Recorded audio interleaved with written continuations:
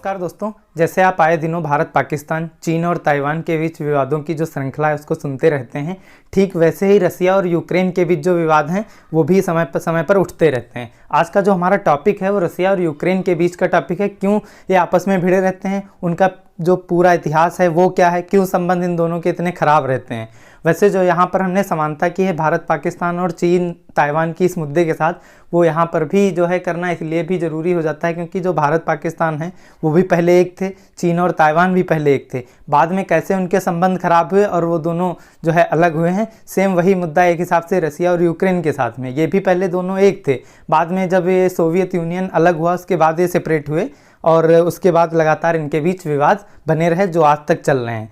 वैसे मैंने जो ताइवान और चीन है उनके कन्फ्लिक्ट के ऊपर भी एक सेपरेट वीडियो बनाया है, लिंक आई बटन में आपको मिल जाएगा। उसे भी आप देखकर समझ सकते हैं कि उनके बीच भी जो विवादों की मेन वजह या मुख्य वजह है वो क्या है। चलिए आज का जो टॉपिक है अपना उसकी शुरुआत करते हैं। दोस्तों, द्वितीय विश्व युद्ध समाप्त होने के पश्चात 1945 से 1991 तक सोवियत संघ और संयुक्त राज्य अमेरिका है यूएसए, इनके बीच एक कोल्ड वार चला था, शीत युद्ध चला था।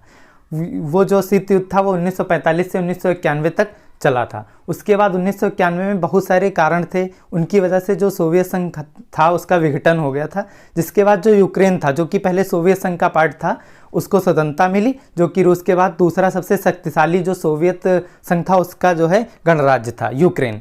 यूक्रेन जो कि भू राजनीतिक सामरिक दृष्टिकोण से भी बहुत महत्वपूर्ण क्षेत्र रहा है। इसी वजह से जो रूस है और पश्चिमी देश हैं, इन्होंने जो है इस क्षेत्र में सत्ता संतुलन रखने हेतु जो है अपने पक्ष में इसको हमेशा से करना चाहा है यूक्रेन को। यूक्रेन के जो पूर्व राष्ट्रपति थे यूनाकोविच, उनके द्वारा क्या किया गया, रूस के साथ बेहतर संबंध बनाने की रणनीति अपनाई गई। जब से जो है 1991 के बाद जो सोवियत संघ का विघटन हुआ उसके बाद जो है जब ये राष्ट्रपति बने तो उन्होंने ये किया कि जो रूस था उसके साथ संबंध अच्छे बनाने की रणनीति अपनाई। जबकि जो वहाँ की जनता थी, यूक्रेन के जो लोग थे, उनका मानना था कि जो पश्चिमी देश हैं उनके साथ संबंध बेहतर बनाना आवश्यक है या फ़ायदेमंद होगा।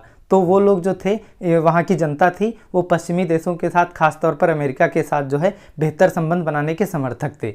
जो यूक्रेन के लोग थे उनके द्वारा जब जो इनके राष्ट्रपति थे यूनाकोविच, उन्होंने रूस का जो है सपोर्ट किया तो उन्होंने इनको सत्ता से हटा दिया। फिर इन्होंने रूस में जाकर शरण ली जो इनके राष्ट्रपति थे यूनाकोविच। इन सभी के परिणाम स्वरूप क्या हुआ, रूस ने क्रीमिया में सैनिक हस्तक्षेप कर दिया। जो क्रीमिया इनका पार्ट था यूक्रेन का, और मार्च 2014 में रूस ने इस पर नियंत्रण स्थापित कर लिया था क्रीमिया पर। इसी क्रीमिया को 1954 में रूस ने यूक्रेन को सौंपा था, जिस पर इन्होंने बाद में जो है नियंत्रण स्थापित कर लिया। और इसी सेना की उपस्थिति में वहाँ पर क्रीमिया में जनमत संग्रह हुआ जो कि रूस के पक्ष में रहा, क्योंकि जो क्रीमिया में रूसी मूल के लोग थे उनकी संख्या अभी भी बहुमत में है। इसी वजह से जो ये जनमत संग्रह का जो रिजल्ट रहा वो उनके पक्ष में रहा। वैसे वर्तमान में जो क्रीमिया है उसके साथ साथ रूसी सैनिकों द्वारा जो ईस्ट यूक्रेन है, पूर्वी यूक्रेन, उस पर भी नियंत्रण कर लिया गया है। इन सभी का यूक्रेन जो है वो अपनी संप्रभुता में एक हिसाब से हस्तक्षेप मानता है और अपनी संप्रभुता के खिलाफ मानता है इन सभी चीज़ों का। दोस्तों, जो जनमत संग्रह था और रूस द्वारा जो यूक्रेन पर सैनिक नियंत्रण है उसको जो पश्चिमी देश हैं वो अवैध मानते हैं, इसका विरोध करते हैं, जिसके परिणाम स्वरूप जो रूस है उसके जो है संबंध पश्चिमी देशों के साथ खासतौर पर अमेरिका के साथ भी निम्नतम बिंदु पर हैं। इस समय भी रूस को जो ग्रुप 8 है, G8, उससे भी जो है निलंबित कर दिया गया है। भारत और रूस के जो संबंध हैं उनकी अगर बात करें तो वो महत्वपूर्ण होने के साथ साथ मित्रतापूर्ण भी हैं। इसलिए भारत इस मुद्दे को क्या चाहता है कि शांतिपूर्वक ये मुद्दा जो है सुलझे। ये वो नहीं चाहता है कि इस मुद्दे में भारत जो है हस्तक्षेप करे। भारत का मानना है कि ये मुद्दा जो है उनका जो है शांतिपूर्वक सुलझना चाहिए। अंत में कहा जाए तो बात ऐसी है कि मैदान में दो पहलवान लड़े परंतु कसूर उस घास का क्या था। आई होप दोस्तों आपको टॉपिक पसंद आएगा, वीडियो भी पसंद आई होगी। अगर आप इसका बैकग्राउंड समझ गए हैं रसिया और यूक्रेन का, तो आगे जितने भी विवाद इसके होंगे उसको समझने में आपको शायद दिक्कत नहीं होनी चाहिए। और हमारा जो पहले जो चीन ताइवान का सेपरेट वीडियो है वो भी आपको मिल जाएगा, डिस्क्रिप्शन बॉक्स में दे दूंगा।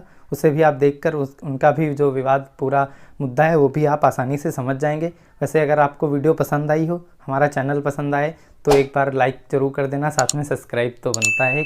धन्यवाद, मिलते हैं नेक्स्ट टॉपिक के साथ। जय हिंद, जय भारत।